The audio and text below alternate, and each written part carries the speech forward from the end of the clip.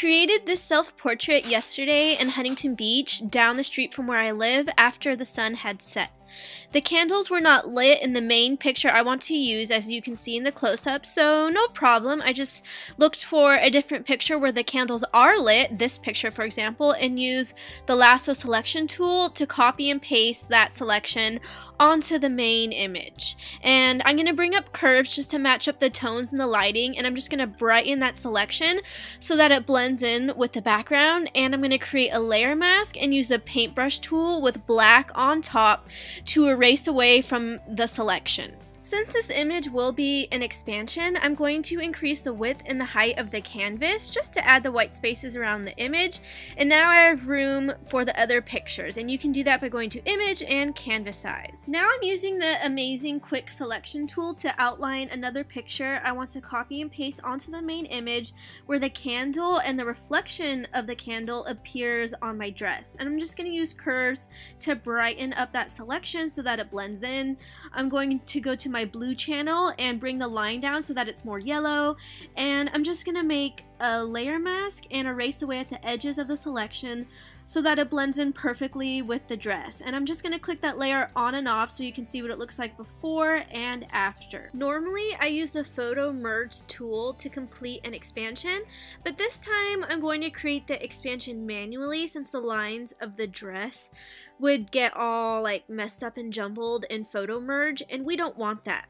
So for this selection, I'm going to use the warp tool, and I'm just going to stretch out the sides and the bottom and the top of the picture so that it kind of covers the white spaces a little bit more, and I don't have to do as much work in dragging in all these other pictures to complete the expansion, and I think it just kind of looks good that way. So I'm just going to keep playing around with the warp tool, and anyone that watches my tutorials know that I swear by this tool. It's like amazing. So I'm just clicking the layer on and off so you can see what it looks like before and after. And just like the other selections, you know, I created my layer mask, and now I'm erasing away at the edges so that the entire dress blends together. And keep in mind, the larger your brush is and the softer it is, the better your dress is going to blend together. And I actually did take one picture where I was slightly flipping the dress for the camera. So I'm just like with the other dress selections, I'm going to drag that onto the main image, and I'm going to drag the layer underneath the other dress selection so that it appears like it's underneath the dress, or behind the dress I should say. And I think this is the best place to put it, to the right. I couldn't really decide. And now, just to complete the expansion even more, I'm going to take another picture and I'm just going to composite that onto the main image and just kind of match it up where it belongs on the picture. And I'm going to create a layer mask and erase away so that the dress shows up. And then I'm going to hit X on my keyboard to bring up white on top, which means I'm erasing back in. And I'm just going to bring the layer back in where I want it to appear. And I'm just going to do the same thing with several other pictures just to complete the composite. So I'm just bringing this image onto the main picture, creating my layer mask, erasing away, and just matching everything up and blending everything well together. I'm really trying to have more detail in my pictures, so I'm bringing in yet another dress selection, and I'm going to drag that layer underneath the other dress selection layer so that it appears behind the dress.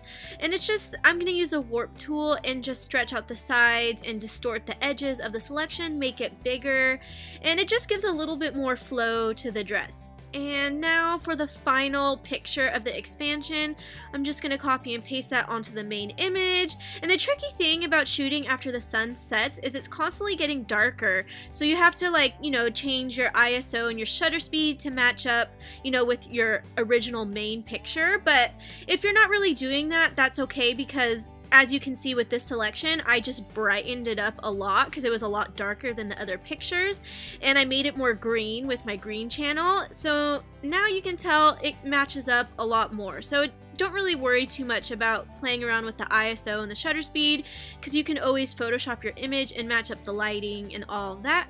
And I just use a warp tool to kind of stretch out the selection to cover the entire expansion. Now I'm just going to copy and paste another selection of books stacked on top of each other onto the main image, and I took this picture where the books were out of focus, which is how I want it to appear.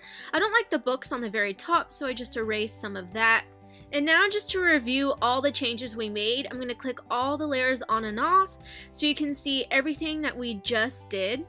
And I'm going to group all the layers together also so you can see all the changes at once, the before and after. I also want to add more reflection from the candle, so I just use a lasso selection tool to make a selection where I want the reflection to appear, and I'm going to use my curve layers to brighten it up and also drag the blue channel down to make it more yellow and add more red highlight. So that's what it looked like before and after, and later on in the tutorial I'm going to go again and just keep adding more reflection. I want to add more material to the dress to make it a lot longer, so I'm bringing in a different picture, just like with the other dress selections, and I'm going to transform it by hitting Command T on my Mac keyboard, and I'm going to go to the warp tool once again. And you know, anyone who watches my tutorials know that I just swear by the warp tool. It's just so amazing. It makes such a big difference. And I'm just going to distort the selection. I'm going to pull the points of the box. I'm going to make the selection even bigger again. And just align that selection in place, then create my layer mask and erase away from the edges so that everything blends together really, really well. And I'll hit X on my keyboard to paint back in if I need to do that, if I make a mistake. And now to add more blur to the picture for a smaller depth of field, I just use a lasso selection tool to make a selection at the bottom of the picture.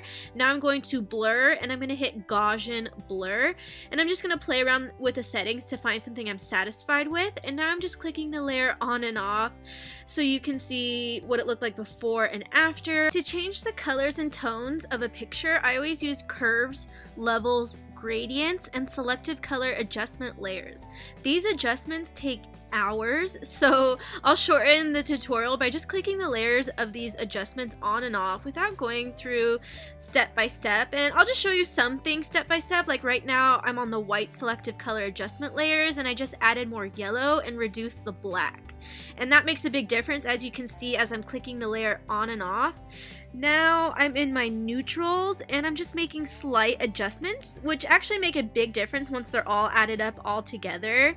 I reduce the cyans to add more redness, and I'm also working with the blacks, and I'm going to add more red to the blacks and do some other adjustments. Just to give you an idea, these are the 3 textures that I use the most in my photographs, and I'll put the link in the description below to the Flickr account where I download them. And I always use either screen mode or soft light for these textures. So for this one, I believe I use screen mode, and I'm just gonna darken that texture so it shows up a lot more.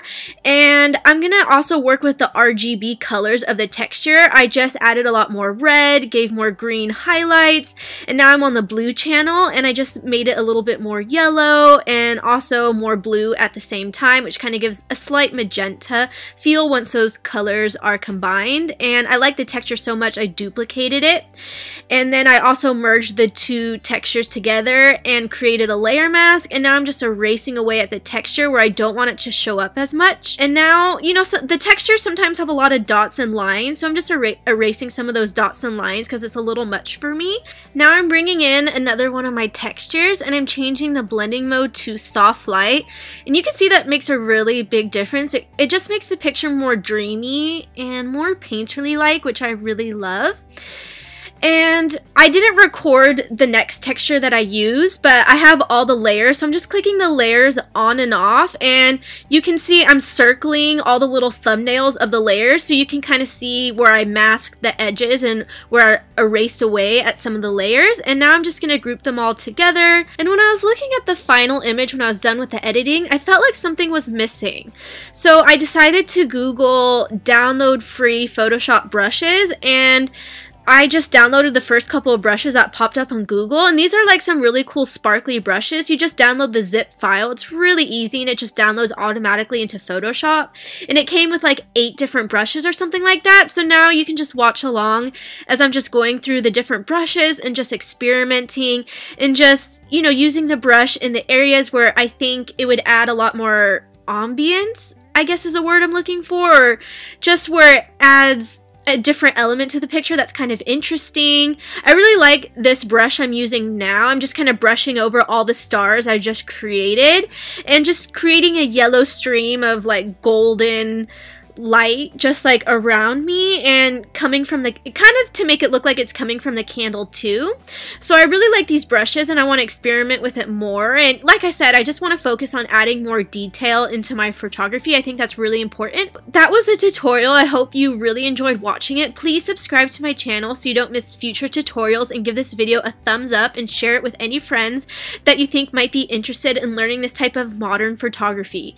Thank you so much for watching, and I can't wait to make another tutorial for you.